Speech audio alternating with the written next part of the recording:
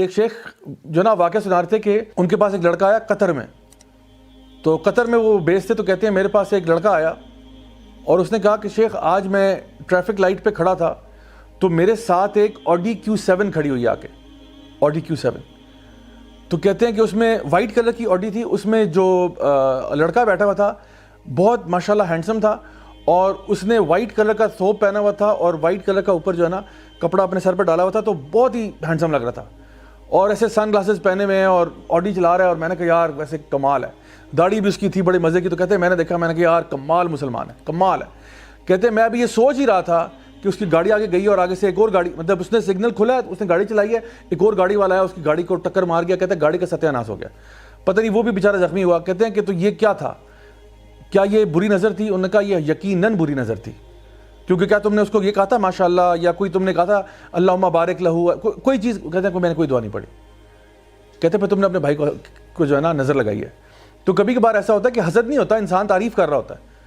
کہ کمال ہے کمال ہے، لیکن کمال ہے کے بعد کوئی اللہ تعالیٰ کی طرف نسبت ہی نہیں ہے. نبی کریم صلی اللہ علیہ وسلم کی حدیث ہے صحیح مسلم کی، جہاں پہ آپ نے فرمایا کہ العین حق، کہ جو آئے ہے، جو ایول آئے ہے وہ سچ ہے. اور آپ نے فرمایا کہ اگر کوئی چیز اللہ تعالیٰ کی تقدیر کو اوورٹیک کر سکتی تو وہ ایول آئے ہوتی، یعنی کہ کوئی چیز اللہ تعالیٰ کی ویسے تقدیر کو اوورٹیک نہیں کر سکتی، لیکن آپ نے فرمایا اگر کوئی چیز کر سکتی تو وہ بری نظر ہوتی، کہ بری نظر جو ہے وہ اللہ تعالیٰ کی تقدیر کو اوورٹیک کر لیتی. ویسے بہرحال ایک حدیث میں آتا ہے کہ دعا جو ہے وہ اللہ تعالیٰ کی تقدیر کو بدل سکتی ہے، یعنی وہ جو یعنی حدیث میں آتا ہے، اور ہماری مجال نہ ہوتی ہے بات کہنے کی اگر یہ نبی کریم صلی اللہ علیہ وسلم نے نہ کہا ہوتا. آپ نے فرمایا کہ اگر کوئی چیز، آپ نے فرمایا کہ اللہ تعالیٰ کی جو تقدیر ہے اس کو اگر کوئی چیز بدل سکتی ہے تو وہ دعا ہے. سو دعا اس لیے کرتے رہنا چاہیے کیونکہ ہمیں معلوم نہیں ہوتا کہ کس کی تقدیر جو ہے وہ ہماری دعا کی منتظر ہے،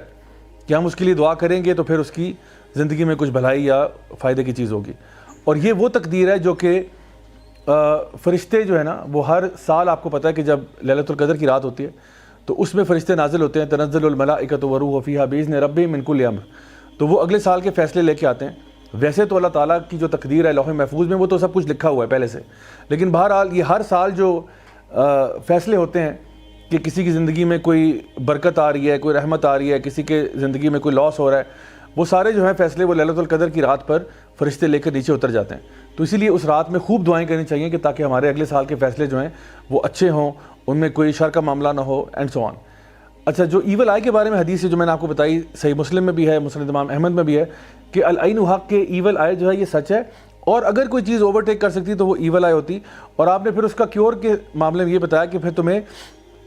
یعنی نہانا چاہیے اگر آپ اس ایول آئے سے بچنا چاہتے ہیں. یعنی وہ غسل کا پانی جو ہے میں آگے جا کے بتاؤں گا کہ وہ کیور کیا ہے، کہ غسل کا پانی جو ہے یا وضو کا پانی جو ہے وہ استعمال کیا جاتا ہے نہانے کے لیے. اچھا، ایول آئی کا جو کانسیپٹ ہے بری نظر کا، یہ صرف عرب میں نہیں بلکہ اور بھی ممالک میں آج تک پایا جاتا ہے.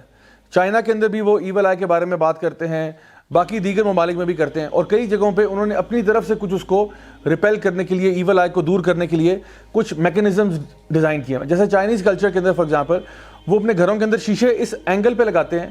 کہ اگر کوئی ایول آئی آ بھی جائے تو وہ شیشوں سے ریفلیکٹ ہو کے باہر نکل جائے. اب یہ ان کی سوچ ہے، وہ جیسے کرنا چاہیں، لیکن بہرحال ہمیں یہ پتہ کہ شیشے لگانے سے یا اس طرح سے کوئی ایول آئی ریپیل نہیں ہوگی، نہ ہی وہ کچھ اور قسم کے ایمولیٹس ٹانگنے سے یا چیزیں باندھنے سے ایول آئی ریپیل ہوتی ہے. ایول آئی کو ریپیل کرنے کا طریقہ جو ہے وہ کچھ دعائیں، کچھ اذکار ہیں، اور پھر اگر آپ کو پتہ چل جائے کہ بری نظر کس کی لگی ہے تو اس کے وضو کا یا غسل کا پانی جو ہے وہ اس بندے کے اوپر انڈھیلنا چاہیے. سو اصل چیز جو ہے نا وہ تو یہ ہے کہ وضو کا پانی کسی کا استعمال کیا جائے یا غسل کا پانی استعمال کیا جائے، لیکن مسئلہ یہ کہ ہمیں کیا پتہ نظر کس کی لگی ہے، عام طور پہ یہ ہوتا ہے. تو اگر کسی کو شک ہو، ویسے یہ ہمارے علماء بھی اس کے بارے میں کہتے ہیں کہ اگر کوئی شخص آپ سے آپ کے وضو کا پانی مانگ لے تو آپ کو دے دینا چاہیے، اور آپ کو مائنڈ نہیں کرنا چاہیے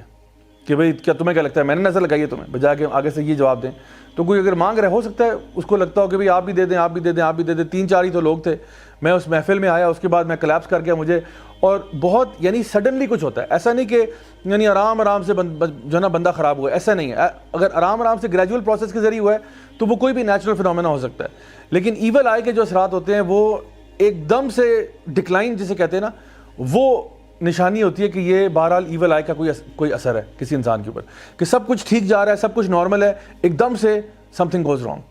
ایک دم سے کچھ حالات ایسے خراب ہوئے ہیں کہ آپ کو سمجھ نہیں آ رہی کہ بھئی ایسا ہوا کیسے.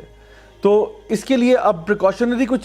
چیزیں ایسی ہیں جو کہ ایول آئی ہونے سے پہلے انسان کر سکتا ہے, کچھ ایسی ہیں جو ایول آئی ہونے کے بعد کر سکتا ہے. بعد والی تو میں نے آپ کو بتا دی کہ انسان غسل کا پانی لے لے, وضو کا پانی لے لے.